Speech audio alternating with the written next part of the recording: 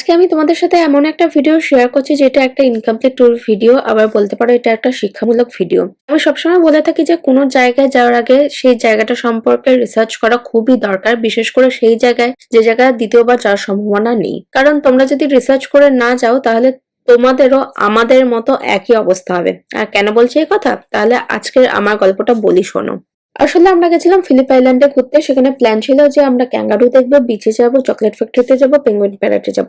আর সবকিছুই সুন্দরভাবে এগোচ্ছিল।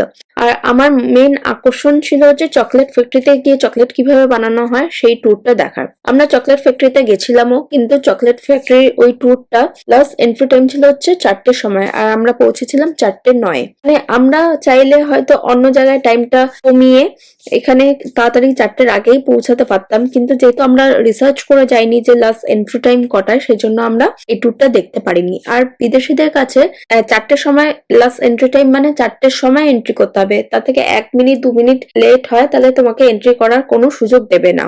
আমরা অনেক রিকোয়েস্ট করেছিলাম, তবুও এন্ট্রি করতে দেয়নি। যাই হোক, এই ট্যুরটাতে আমার ভীষণ মন খারাপ হয়ে গেছিল, কারণ আমি ওই ট্যুরটা করব বলেই গেছিলাম। কারণ জীবজন্তু তো অনেক দেখি, কিন্তু এরকম ধরনের জিনিস আমি এর আগে দেখিনি। যাই হোক, আর কি করা, এখান থেকে আমরা একটা শিক্ষা পেলাম। আশা করি তোমরাও এখান থেকে শিক্ষা নেবে। আজকের ভিডিওটা ভালো লাগলে অবশ্যই একটা লাইক করে দিও। দেখা হচ্ছে পরের ভিডিওতে।